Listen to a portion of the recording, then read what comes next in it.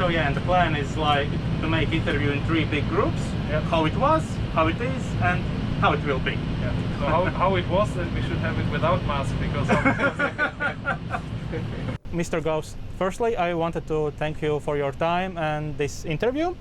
And my first question is, 2019 was record-breaking year for airBaltic, 5 million passengers and more than 500 million in revenue. From the perspective of 2019, how would 2020 and 2021 look like if there wasn't anything like COVID-19?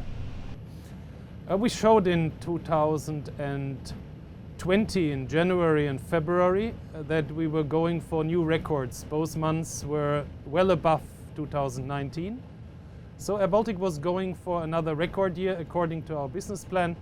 And if no COVID would have come, very likely airBaltic would have exceeded the expectations in 2020. But then that's it. I mean, COVID came and now we're living with the reality. What is reality right now? The reality was that we stopped flying for 62 days. That was a big impact to our airline.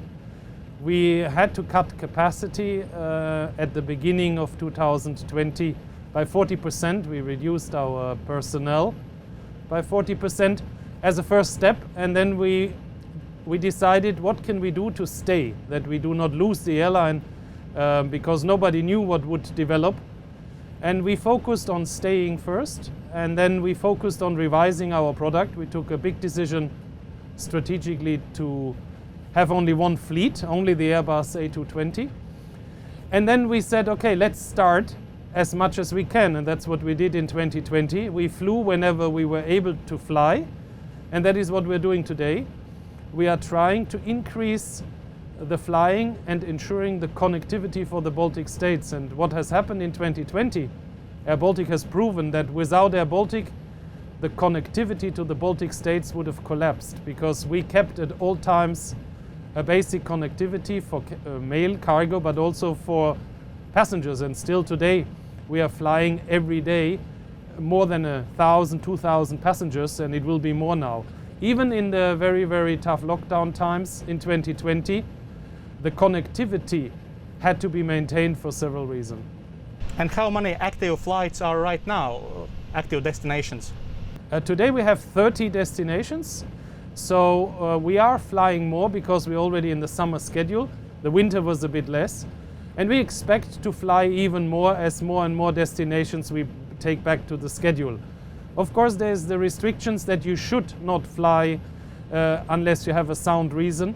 But after 1 year of restrictions, more and more people and businesses, they have to go to another place for very different reasons, and therefore you need to fly, because to certain places you can just not drive. Plus flying is very safe because we have the HEPA filters here. We have had no infection on board of an aircraft last year. We flew 22,000 flights last year in the COVID times, and not one of our employees got infected with COVID on board an aircraft, and that shows that how safe it is to be on an aircraft. If you do another mode of transport, you go by car or by bus, then of course there's a very high chance. So therefore flying is the safest option if you have to go from A to B. Okay, so beginning of March you mentioned that airBaltic is losing €3.5 million per week. What makes this €3.5 million loss? So as we are here at the airport, you see the aircraft parked outside. We have 25 Airbuses. One of them cost around $75 million list price, just one. The aircraft we are sitting in, the cost of this aircraft is $75 million. We are financing them or leasing them, and every month we have to pay the lease rates. So that's the biggest part, is to pay for our aircraft every month. And then of course we have 1,000 people employed, because these aircraft need to be maintained. We are sitting on an aircraft. This aircraft can go to fly later today, but it has to be maintained. So our technicians, 300 technicians, taking care that all aircraft are ready to fly. These machines are very, very sophisticated assets, and you cannot just park it like a car and come back after 2 weeks. you need to work on the aircraft every day. You need to do certain things even if it doesn't fly. And actually when we don't fly, we have higher cost than when we fly, because you need to take more care of the aircraft on the ground. But we also need to, when we fly, to do the de-icing. We need to sell tickets. We are still selling every day tickets for the future. We have IT systems. We have our headquarter, the rent. So this is like a microcosmos, airBaltic. It's a company which was doing in 2019 500 million revenue already. So that is, and it's a very big company, and therefore we lose 3.5 million in cash per week, while we cannot fly as we would do if there would be no restrictions. Yeah, and there is a saying that plane makes money when it's up in the air. Yes. You mentioned that there was more than 60 days when all the fleet was on ground. During these 60 days, there was any thought about bankruptcy, anything like that? No, not at all, because airBaltic came from a very strong position already into the crisis, because we had issued a bond in the capital markets with 200 million in 2019. That was there for the future growth of airBaltic, because it was a successful company at the time. And what we needed to ensure is that the COVID time will be over. Also today, knowing it took 1 year, much longer than anybody thought. But there will be an end to this COVID crisis, and we will see normal life returning. And the normal life needs this airline, maybe even more, to rebuild the Latvian economy, because the damage to the economy is there, and every day it gets more. So therefore, you need to have the airline also after the crisis to bring back economy. Therefore, we were never discussing any bankruptcy, but of course we were looking at what would it cost if you would not have the airline, what would be the impact. But as we have so many assets in airBaltic, we own some of the planes, we generate revenues, we pay taxes in big, and we have a very strong brand name. So therefore, there's no way that we think about a bankruptcy. We need to manage in these difficult times to not lose more money, and that's it. And that's what we try. Actually, we only fly when we can earn the extra cost of these flights. So if we cannot earn the money with what we do today, flying, we would not fly. And airBaltic has one of the youngest fleets in Europe. How profitable flights are right now? The youngest fleet in Europe, and one of the youngest in the world, with 2.4 years average age, comes because we invested in airBaltic into the most modern aircraft which we are sitting in. And that will help us out of the crisis, because this aircraft cost us a lot less than if we would have an older aircraft. A new aircraft is like a new car. If you have a new car, everything is new. You have a guarantee, you have less fuel flow, everything is new and shiny as it is here. And that helps us, of course, because there's also lower cost of flying a new aircraft than flying an old aircraft. But still, there is a cost of flying any aircraft. And how full flights are average? It's very different. We fly, for example, we started flying to Tbilisi again. We had more than 100 passengers, but we also have flights where there's only 11 passengers maybe on one direction, and then on the way back maybe there's 40 or 50. Overall, we have a load factor of around 30%. So we always have around 40 on each aircraft. But some aircraft are full and some aircraft have less. But overall, we are earning the money we need to earn to cover the cost of fuel and to cover the cost of the extra crew cost, of the landing charges, of the de-icing. All of these costs we can cover by flying with around 30% load factor. If we have more, then we are even reducing our cash burn rate. So if we are talking about crew, many people lost their jobs during this first wave, first year of COVID-19. What's the situation in airBaltic? We have 700 people in airBaltic have lost their jobs in this pandemic in last year. And unfortunately, until today, we cannot re-employ these people. But yes, for 700 people, it means they do not have a job anymore because we do not have work for them. We still keep 1,000 people because to train, we have less airplanes today, but to fly these airplanes, we need to have the people in the training, the cabin crew, the pilots, the technicians, and therefore we are keeping them. and we will be flying more and more towards the summer. So therefore, hopefully in the summer we can also employ again some of the people we had to unemploy. Last March there were news that CEO of airBaltic, Martin Gauss, will redirect his salary to help company fight against the virus. This is still happening? No, I said as long as we are not flying at all, Okay. only repatriation flights, for 2 months I did not get a salary. For 2 months, the whole management reduced their salary by 20% for 6 months. And the bonus, my bonus payments are also not paid. But of course I take every month a salary. It's reduced, but I still have. And I did not take a salary for 2 months in solidarity with the employees who had to lose the job, and also to show that I'm very serious about taking this airline out of the crisis. The top management of airBaltic reduced their salaries by 20% for 6 months, and the board members cannot receive bonus payments even if we perform, because the EU Commission said that you cannot pay out bonuses when the state can help the airline. If we are talking about international situation, we are seeing that companies like Air France, Lufthansa, Singapore Airlines are putting their wide-body planes like A380 in long-term storage in deserts and places like that. And maybe the global situation with all these Zoom meetings will change, and everything, and people will travel less. There is less demand for flying for sure, because not of people doing Zoom. That will also have a little impact, but today the epidemical situation in the whole world makes it difficult to travel to one country because of maybe there is more COVID than here.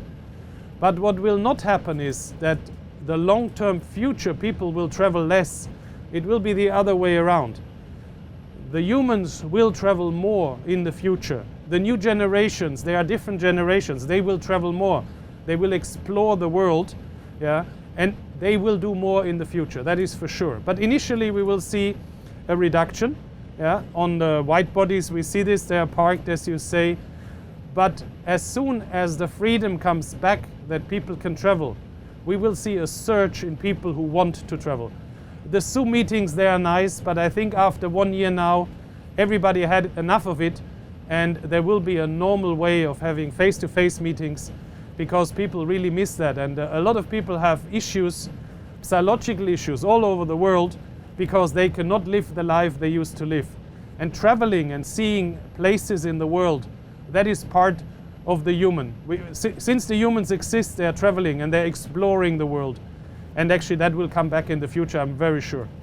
And how about so-called budget airlines like Ryanair, Wizz Air? Will they come more popular than now? They have been very popular in the development before, and they will be afterwards also. Low-cost people will travel when they can afford it, and therefore for low-cost airlines it will be also after the crisis a good business. Therefore airBaltic is both. We are a low-cost airline in the economy cabin, we are a premium airline in the business class. We have both combined, and we will have our future. Okay, now we are in section how it will be. And there is a saying that you come out from the crisis stronger than you entered it. Is the same thing about airBaltic? Yeah, we will definitely, from a strategy point of view, be more advanced. Already today we only fly the Airbus A220. We have no other aircraft type. All of them are identical, so that makes it much easier, because we don't have to think about how many seats does the aircraft have. We don't have to think which route it can fly. Our crews need to be only on one aircraft type. If we buy spare parts, we just have to focus on one aircraft type, maintenance, personnel. So the simplicity of only flying this aircraft makes it much easier for us in the future. And also we have less aircraft. Today we have 25 aircraft. We used to fly with 40 before the crisis, and we will now, with the crisis going out and adding aircraft. This year 7 aircraft will be added. So to go back to the levels we had, and then we will go beyond this, because we have a total of 50 of these aircraft on order.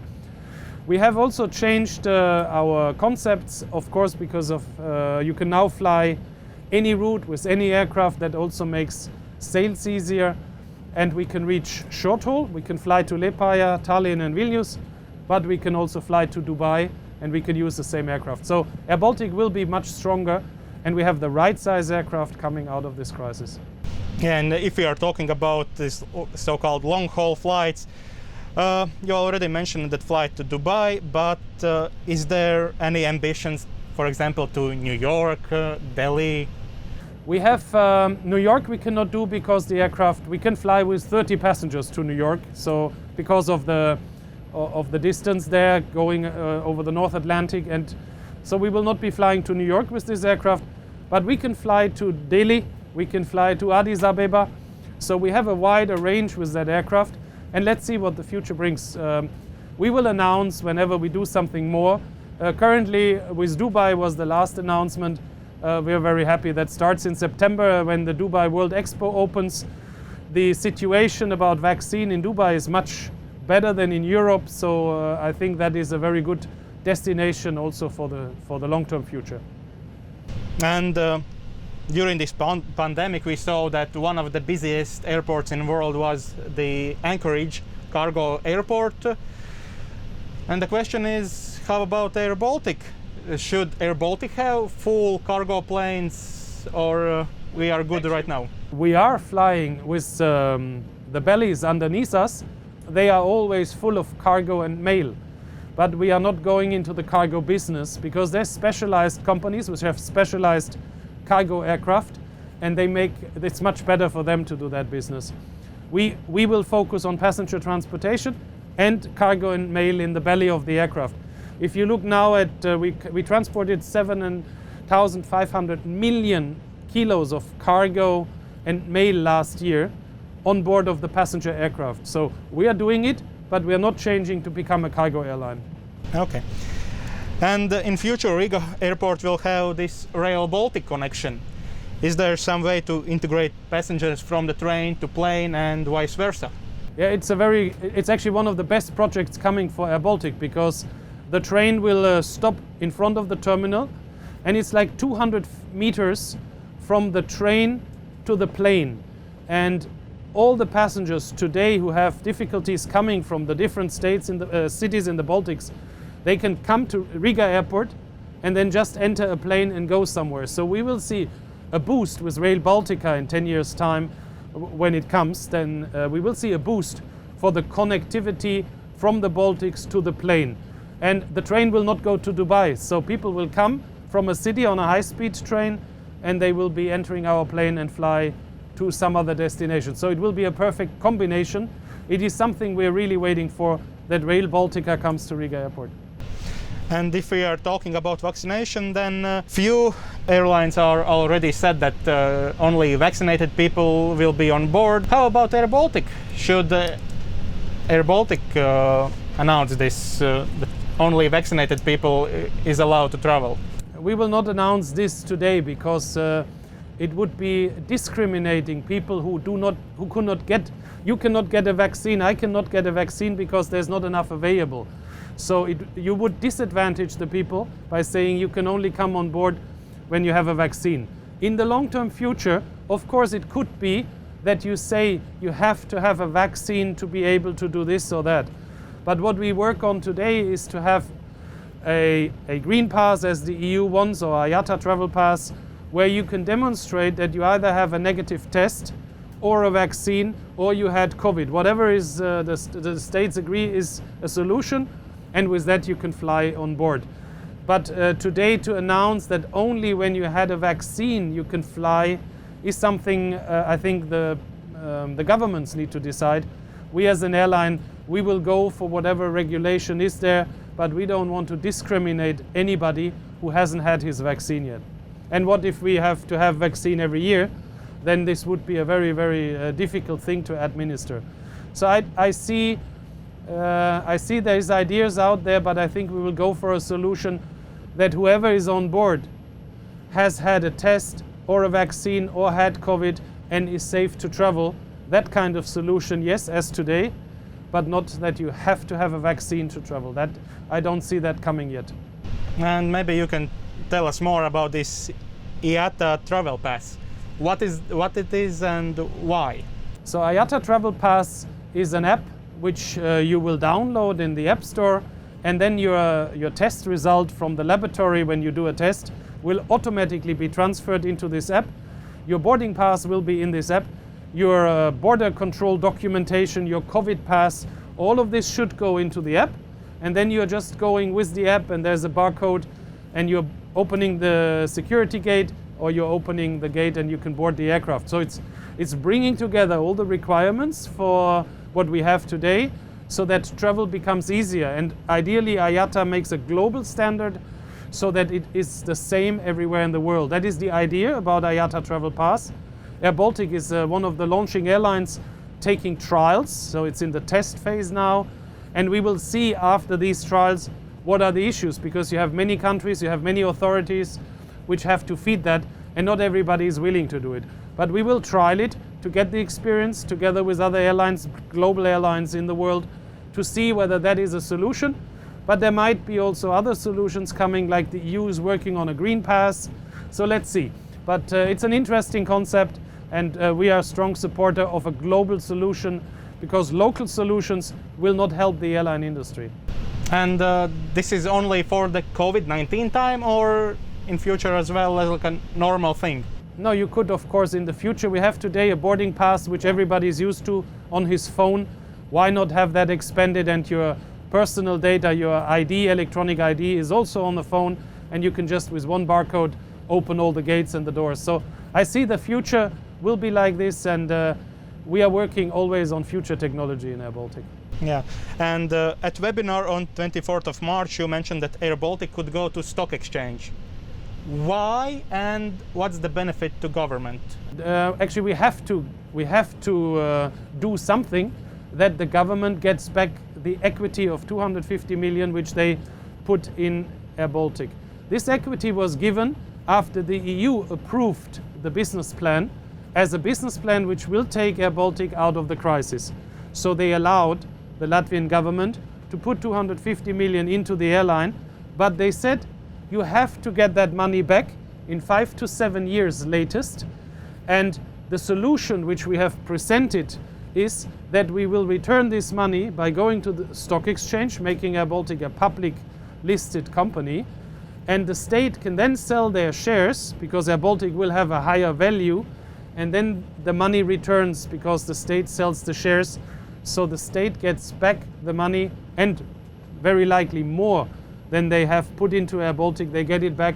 And the Latvian public, or the whole public, can also be shareholder of airBaltic. You can go at the stock exchange and buy the share. And if we continue doing a good business in the future, it will be a very attractive company to buy the shares from. Because in 2019, airBaltic was seen as a company which will have a story at the stock exchange in the future. And we are working exactly on that story to take airBaltic to the stock exchange and to be a successful company on the international capital markets, with the effect that the Latvian state returns their 250 million as a minimum. Of course, they can sell more shares and they can get back more money for their investment. So we can say that any Latvian could own a part of airBaltic. Yes, that's something we are working on. That's why we will bring it to local NASDAQ also, not only to an international stock exchange. We should see that airBaltic is by far the best known brand international. We have been at the capital markets all over the world to receive a bond which today is traded at 92, which means it's the capital markets trust. International investors are trusting in airBaltic. So therefore I think we are the company which will be the largest initial public offering at the stock exchange in the Baltics, and that we are working on. And it will be a success story for Latvia capital markets, because to list airBaltic also at the local NASDAQ will boost the capital markets in Latvia as well. And company without these people, it's nothing. You already mentioned that 700 people have lost their jobs. How your team is doing with COVID-19 situation, distance work? I have to say it is hard, and not only for airBaltic, it is hard for everybody who has to work long-term from home, because we did a survey and most people would like a combination from working from home and working in the office. If you're not allowed to socialize with your colleagues in a normal environment, that is hard, and a lot of people don't like it. My team is incredible. All airBaltic employees are incredible, strong. They're a very motivated workforce. They're very proud of airBaltic because they see now in the public that people understand that airBaltic is not just losing money. airBaltic was making money, and airBaltic is a symbol for Latvia. It's the strongest brand. And of course, all employees are very, very proud to work in airBaltic. Yeah? They are part of this airBaltic family. They are proud of working at such an innovative company in Latvia. Yeah, this is a Latvian company which is known all over the world. It's the strongest brand Latvia has, is airBaltic. So I guess you would also be proud of working in airBaltic. Few years ago, I almost worked here. I had a call, but the LTV was my childhood dream, and yeah, here I am. And the last question is about gender diversity. How big part is female and how big part is male at company? Yeah, our industry has a problem in general, the worldwide industry with gender diversity. airBaltic not. We are an airline which has already 50-50% females and males, and not only overall, also at the management we have 50-50%, and in the top management, the leadership team of airBaltic, we have 45% females and 55% males. So even the very senior, the 10 top managers of airBaltic have that gender diversity. So we are really living it in airBaltic, and we are open to this. And of course, with that, we are also an example how this can be done, because airBaltic is run very successful with a full gender diversity. CEO of airBaltic, Martin Gauss, thank you for your time and this interview. Thank you.